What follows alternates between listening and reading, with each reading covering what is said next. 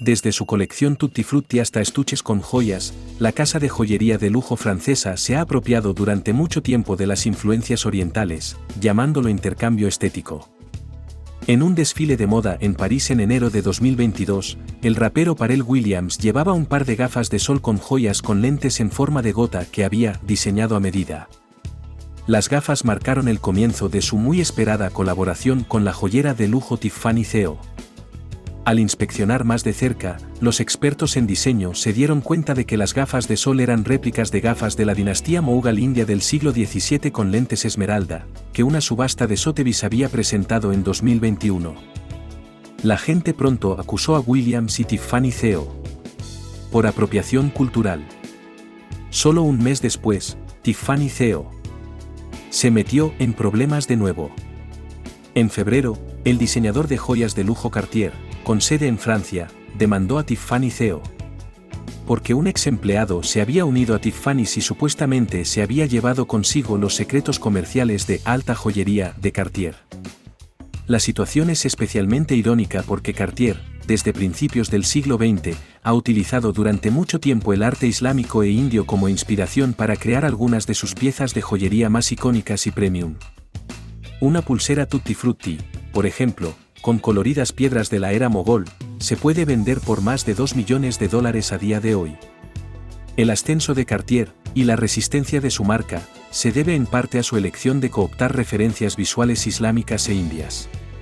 Cartier definió su estética y construyó su propio imperio sobre estos diseños, reclamándolos como suyos y cambiando las joyas de lujo occidentales para siempre. La influencia de la India en la joyería europea es mucho más significativa que la influencia de Europa en la joyería india porque cambia de forma y los colores cambian, dijo Susan Stronge, curadora senior del Museo Victoria Albert de Londres, en un artículo. Es un cambio dramático en el gusto. La casa Cartier, una marca que hoy vale más de $12.000 millones, se remonta a 1847, cuando Louis Francois Cartier fundó la empresa homónima, que inicialmente vendía joyas, objetos de arte y antigüedades.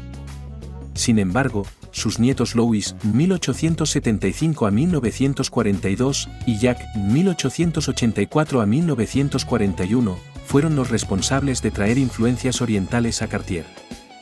Louis se unió al negocio en 1898, cuando la casa Cartier había encontrado un nuevo éxito en el diseño y la venta de sus propias joyas, bautizó el estilo guirnalda, extravagantes joyas de encaje con lazos, cintas y flores hechas a mano en platino, reduciendo su enfoque en la adquisición y reventa de antigüedades.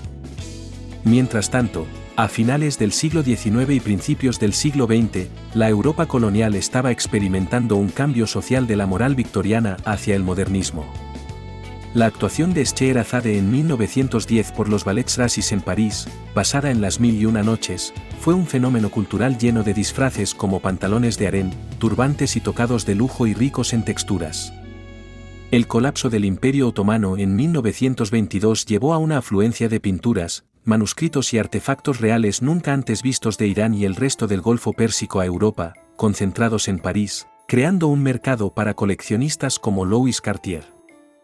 También fue el amanecer de una nueva apreciación de la abstracción geométrica de los diseños islámicos a medida que el modernismo en el arte europeo se hacía más popular. Louis Cartier tenía el instinto de capitalizar esta tendencia. Durante un viaje a Rusia con el principal diseñador de Cartier, Charles Jacqueau, en 1911, le escribió a su padre: «Me parece que las selecciones de nuevos artículos que deberíamos ofrecer a la venta deben ser inevitablemente de estilo ruso o incluso persa». Louis desarrolló un ávido interés en el arte oriental, yendo desde manuscritos mogoles hasta pinturas japonesas, influenciados por su infancia y su negocio familiar. Su abuelo había estudiado lenguas orientales y tenía una extensa biblioteca, a la que Louis añadió nuevos volúmenes. Construyó una gran colección personal de cientos de artefactos, incluyendo rarezas como un aspersor mogol de jade del siglo XVII al estilo Kundan, en el que los rubíes y las esmeraldas se fijan en la montura con lámina de oro. También poseía intrincadas cajas de bolígrafos, que una vez fueron propiedad del Shah de Irán, hechas de marfil de morsa tallada con incrustación de oro y turquesa. El descubrimiento de estas cajas de bolígrafos llevó a los curadores del Louvre de París a establecer conexiones entre la colección de Louis y los diseños islámicos de Cartier. Los hallazgos fueron el tema de una exposición patrocinada por Cartier, Cartier and Islamic Art, In Search of Modernity, una colaboración entre el Musée des Arts Décoratifs y el Museo de Arte de Dallas. La inspiración de Oriente es fundamental para el desarrollo de la cultura material occidental, dijo Amin Jaffer, curador principal de la colección Al-Thani, una de las colecciones privadas más grandes del mundo de joyas reales de la India. Esta colección hoy pertenece a la realeza de Qatar. Este interés en, apercibido como, estilos exóticos fue parte de un fenómeno más amplio en la década de 1920 que se extendió más allá de las artes de las tierras musulmanas para incluir las de China, Japón y el antiguo Egipto. La exposición de la joyería india proporcionó nuevas fuentes de inspiración para el diseño, el elemento de mezclar audazmente colores y diferentes formas de gemas que reflejan corrientes más amplias en la sociedad en ese momento, incluido el papel cambiante de las mujeres, el aumento de la libertad en el intercambio social entre los sexos y el ablandamiento de los límites de clase y raciales.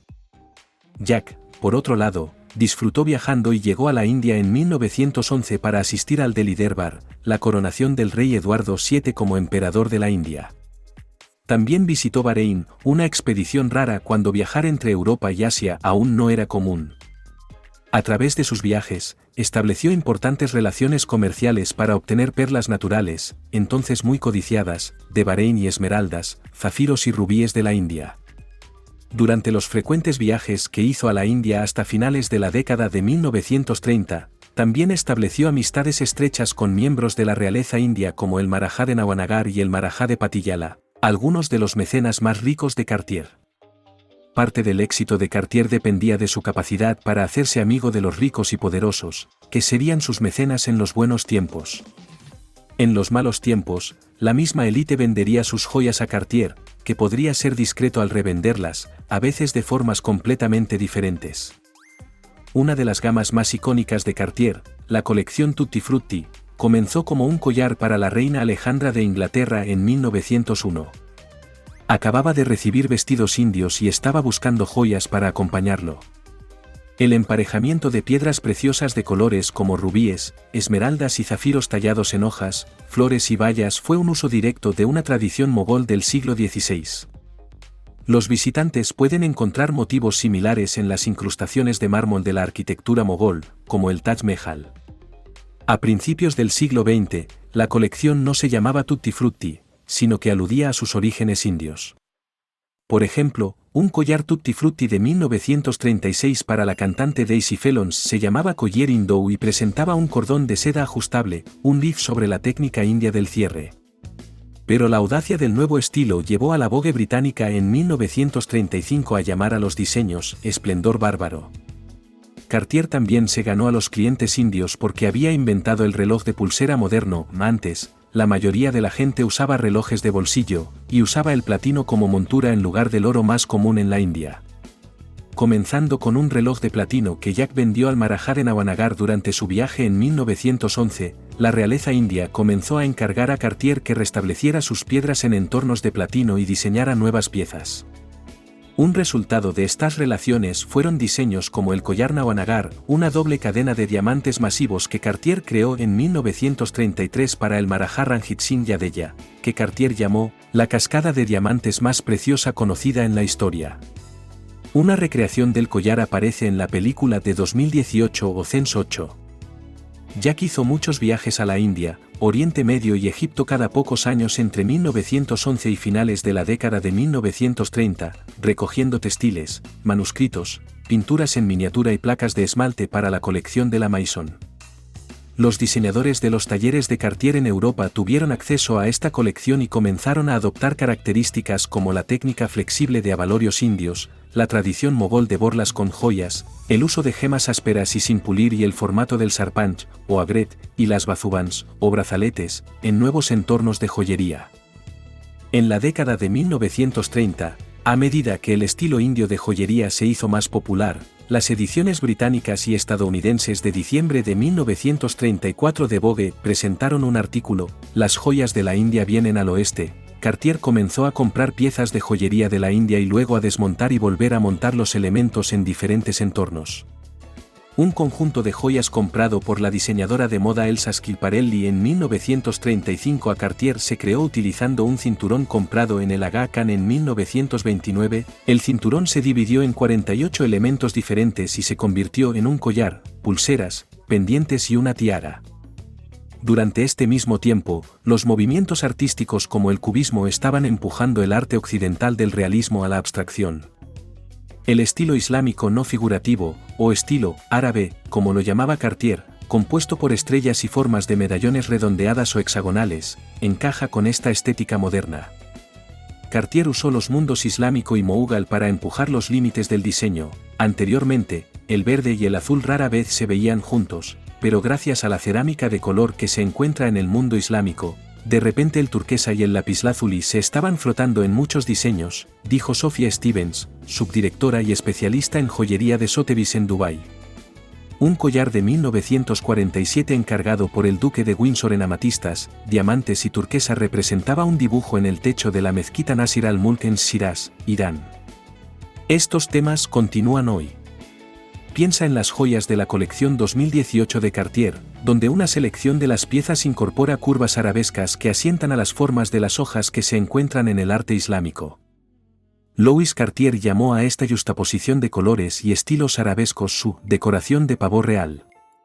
Uno de los aspectos más singulares de la adopción de las influencias orientales por parte de Cartier fue su uso de aprets, o fragmentos de joyas u objetos procedentes de la India y Persia y reintegrados en nuevos diseños. Estos artículos incluían placas esmaltadas ricamente decoradas, piezas de cerámica y pinturas en miniatura que se incorporaron en los estuches de cigarrillos y tocador. Un estuche de tocador dorado de gemas y esmalte de Cartier, alrededor de 1938, utiliza una caja esmaltada de cachemira decorada con pájaros, tigres y ciervos de caza contra el follaje.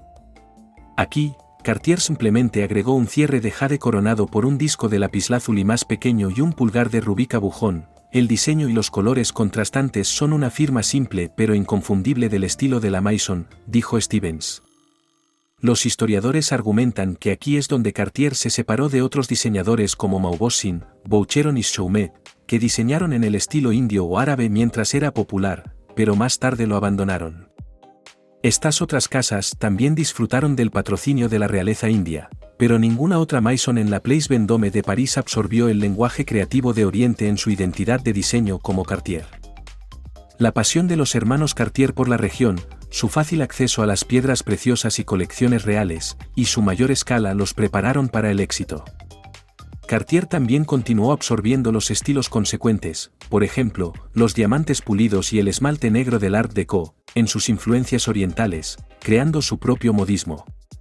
Pero los expertos no están de acuerdo sobre la originalidad de este idioma.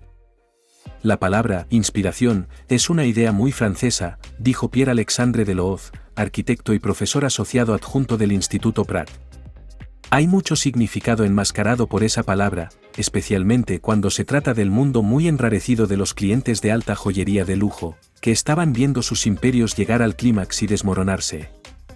Jacques Cartier se inspiró no solo en la joyería india e islámica, sino también en la arquitectura, los textiles y las artes decorativas, dijo Ushchabale Krishnan, historiadora de joyería y curadora jefe del Museo Mundial del Diamante en Londres. Fue uno de los pocos diseñadores en el mundo que fue capaz de hacerlo. No creo que haya tratado de copiar, porque ¿cómo se puede copiar un azulejo en una pulsera? Pierre Rainero, el director de imagen, estilo y patrimonio de Cartier, estaría de acuerdo en que Cartier no estaba copiando. Cartier transformó el kundan, el entorno tradicional indio, reforzándolo con otras técnicas al tiempo que conservaba el efecto visual debido a la preocupación occidental por la robustez. En la historia del diseño occidental, la robustez implicaba que, si bien la estética india era atractiva, el mecanismo técnico de la joyería no estaba a la par con el de un taller europeo. Todo para Louis Cartier tenía importancia para el arte de la joyería, escribió Louis Dibou, director de Cartier París entre 1929 y 1946, en una elegía póstuma para Louis Cartier. Ya sea la sobriedad monástica del arte temprano en Japón, o la deslumbrante riqueza del extravagante arte gótico o el arte musulmán, la catedral de Chartres o los azulejos de la Alhambra en Granada. Louis Cartier probó, juzgó e interpretó todo lo que vio. Pero Cartier rara vez atribuye a sus influencias la especificidad. Muchos de los objetos de sus archivos tienen títulos vagos como árabe, oriental, hindú, persa y del periodo de los emperadores mogoles. El hecho es que las potencias coloniales y las élites todavía se salen con la suya reclamando e interpretando las cosas que capturaron su fantasía como propias, desde la colaboración de Williams y Tiffany hasta la negativa de la corona británica a devolver el diamante Koh-i-Noor a la India. Las casas de diseño terminan blanqueando años de intercambio de diseño que benefició solo a las culturas occidentales como un acto benevolente. Hasta el día de hoy, podemos ver las coloridas piedras preciosas de la India, los ajustes flexibles y los colgantes de racimo, así como las formas y colores islámicos en la identidad contemporánea de Cartier. Nunca copies, solo crea, era el lema de los hermanos Cartier. Pero es importante recordar lo que realmente pasó.